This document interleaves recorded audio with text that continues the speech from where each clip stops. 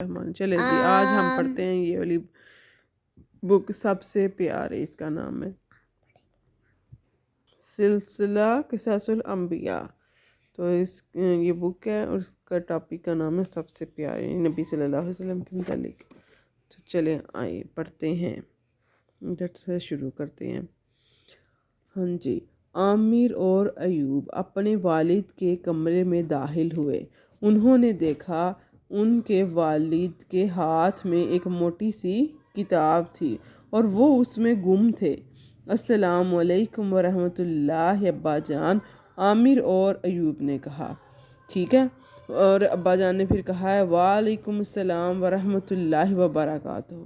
انہوں نے کتاب سے نظریں ہٹا کر دیکھا، یعنی کہ اس کے ابا جان نے نا کتاب سے نظریں ہٹا کر دیکھا، پھر بولے، ان دونوں کو کہتے ہیں آؤ بھائی، لیکن یہ کیا، تم دونوں تو کچھ زیادہ ہی پریشان لگ رہے ہو۔ آپ کا اندازہ درست ہے ابا جان۔ کہتے ہیں ہاں جی ابا جی، ہم پریشان ہیں، تو ہم کچھ پوچھنے کے لیے آئے ہیں، لیکن آپ تو کتاب پڑھ رہے ہیں۔ خیر، ہم پھر کسی وقت آ جائیں گے، یہ کہہ کر وہ جانے کے لیے مڑے۔ ٹھیک ہے، یہ کہہ کر وہ کہتے ہیں ہم چلے جاتے ہیں۔ اسی وقت انہوں نے اپنے والد کی آواز سنی۔ ٹھیک ہے، ان کے ابا جان کہتے ہیں ایک منٹ بھائی۔ وہ دونوں ان کی طرف مڑے اور انہوں نے دیکھا کہ ان کے والد کتاب بند کر چکے تھے۔ ان کے چہرے پر مسکراہٹ تھی۔ انہوں نے پیار بڑے لہجے میں کہا، کیا کہا؟ اچھا، پہلے تو میں یہ جاننا چاہوں گا کہ تم پوچھنا کیا چاہتے ہو، اس کے بعد فیصلہ کروں گا کہ مجھے کتاب کا مطالعہ جاری رکھنا چاہیے یا تمہاری باتوں کا جواب دینا چاہیے۔ تو ٹھیک ہے، یہ ان کے ابا جان نے کہا، ہم شدید الجھن میں مبتلا ہو گئے ہیں۔ وہ اپنے ابا جان کو کہتے ہیں دونوں کہ ہم نا شدید الجھن میں مبتلا ہو گئے، یعنی کہ ان کو کوئی بات نا تنگ کر رہی تھی، ان کو سمجھ نہیں تھی آ رہی۔ ہم مسجد سے نماز پڑھ کر نکلے تو ہمارا ایک کلاس فیلو مل گیا۔ ٹھیک ہے، جو ان کی کلاس میں ان کے ساتھ پڑھتا تھا نا، وہ کہتا ہے کہ ہمارا نا ایک کلاس فیلو مل گیا۔ کہنے لگا، کیا کہنے لگا؟ نماز پڑھنے کی بھلا کیا ضرورت ہے۔ ان کا کلاس فیلو کہنے لگا کہ نماز پڑھنے کی کیا ضرورت ہے، اب تو ہر بات کھل کر سامنے آ گئی ہے۔ ہمیں اس کے الفاظ سن کر حیرت ہوئی۔ آپ تو ہمیں یہی بتاتے رہے ہیں نا کہ تمام عبادات میں سب سے پہلا نمبر نماز کا ہے، اور یہ نماز کسی حالت میں بھی نہیں چھوڑی جا سکتی۔ یہاں تک کہہ کر عامر جو ہے نا وہ خاموش ہو گیا۔ ٹھیک ہے، تو پھر اس کے ابا کہتے ہیں ہاں بیٹا، 100% یہی بات ہے۔ تمہارے جس دوست نے یہ کہا ہے کہ نماز پڑھنے کی کیا ضرورت ہے، وہ تمہارا دوست نہیں، میرے بچوں، بدترین دشمن ہے۔ تاہم میں جاننا چاہوں گا کہ اس نے یہ بات کیوں کہی۔ اس کا کہنا ہے جب تمام مذاہب برابر ہیں، حق ہیں، تب پھر نماز پڑھنا لازمی کیسے ہو گیا؟ عیسائی تو نماز نہیں پڑھتے، بتوں کی پوجا کرنے والے ہندو بھی نماز نہیں پڑھتے، تو مسلمانوں کو نماز پڑھنے کی ایسی کیا ضرورت ہے؟ لیکن اس نے یہ بات کیسے کہہ دی کہ تمام مذاہب برابر ہیں، یعنی سب مذاہب ایک جیسے ہیں؟ ان کے والد نے حیرت زدہ ہو کر کہا، شاید انہوں نے اس قدر عجیب بات زندگی میں پہلی بار سنی تھی، اور دیکھا جائے تو یہ بات حد درجے خوفناک بھی تھی۔ ایسے میں ایوب نے کہا، اس کا کہنا ہے کہ یہ بات تو انڈیا کے ڈراموں اور قریب قریب ہر دوسری تیسری فلم میں دکھائی جاتی ہے۔ مثلاً فلم کا ہیرو کسی مشکل میں مبتلا ہو جاتا ہے، وہ ہے بھی مسلمان، پہلے وہ مسجد میں جا کر دعا کرتا ہے، پھر مسجد سے نکل کر مندر میں چلا جاتا ہے، وہاں بھی دعا کرتا ہے، اس کے بعد گرجے کا رخ کرتا ہے، گرجے میں بھی دعا کرتا ہے، پھر کہتا ہے یہ سب مذاہب ایک جیسے ہیں، ان میں کوئی فرق نہیں۔ اوف مالک، میں نے اس قدر خوفناک بات زندگی میں آج پہلی بار سنی ہے۔ آؤ بیٹھ جاؤ، اب میں اس کتاب کا مطالعہ نہیں کر سکتا۔ پھر ابا جان بک پڑھ دے ہن پہ، تو پھر وہ کہتے ہیں کہ آؤ بیٹھ جاؤ، میں اب اس کتاب کا مطالعہ نہیں کر سکتا، یعنی کہ میں پہلے تمہاری بات کا جواب دیتا ہوں۔ میں تمہارے ذہن کو صاف کرنا 100 کتابوں کے پڑھنے سے زیادہ اہم ہے۔ کہتے ہیں کہ جو تمہارے ذہن میں بات آئی ہے نا، اس کو کلیئر کرنا زیادہ اہم ہے کتاب پڑھنے سے۔ بلکہ میں تو کہتا ہوں اپنے کچھ دوستوں اور بھائی بہنوں کو بھی بلا لو، ٹھیک ہے؟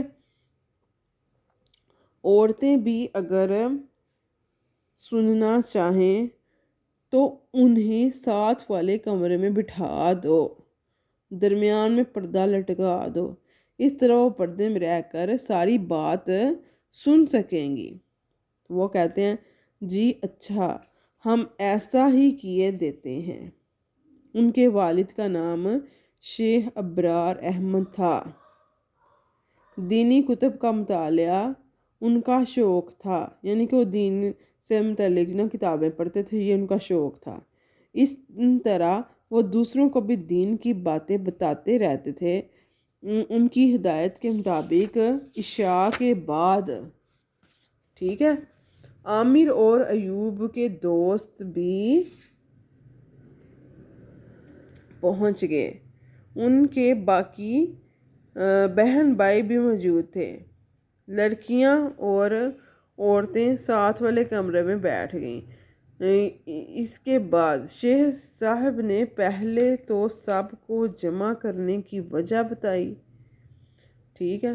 عامر اور ایوب کے بے سمجھ دوست نے جو کچھ کہا تھا وہ سب بتایا، پھر اپنی بات شروع کی۔ آج کی باتیں بہت اہم ہیں، آپ غور سے سنیں، درمیان میں کوئی سوال ذہن میں ابھرے تو پوچھ سکتے ہیں۔ دنیا میں جتنے رسول اور نبی آئے سب نے ایک ہی تعلیم دی۔ کون سی تعلیم دی؟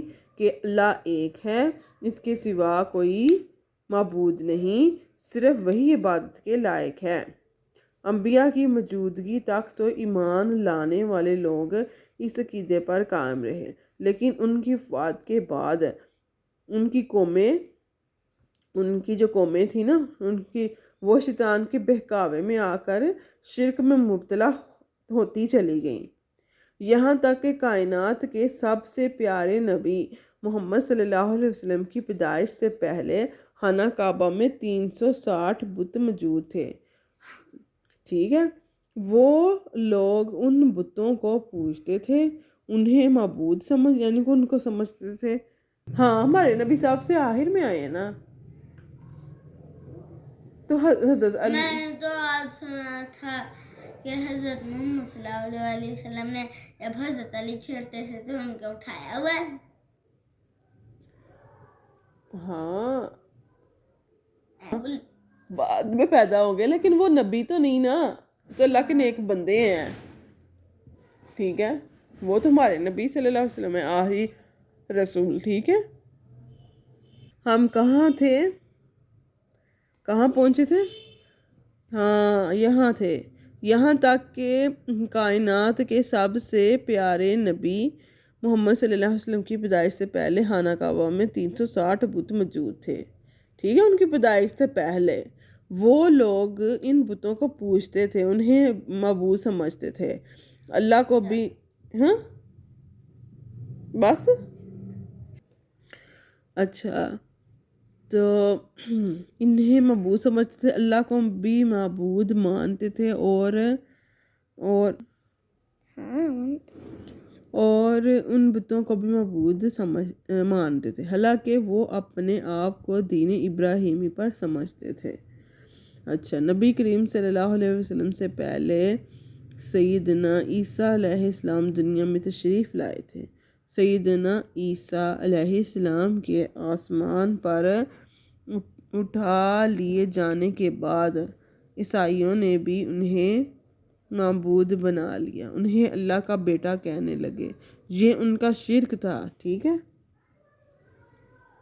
ان سے بھی پہلے بنی اسرائیل میں سیدنا موسیٰ علیہ السلام آئے تھے، تو ان کی وفات کے بعد بنی اسرائیل بھی شرک میں مبتلا ہو گئے، انہیں یہودی کہا جاتا ہے۔ کچھ لوگ بتوں کی بجائے آگ کی پوجا کرنے لگے۔ اس طرح دنیا میں ہر طرف شرک پھیل گیا، شرک کا اندھیرا ہی اندھیرا چھا گیا۔ یہ تمام انبیاء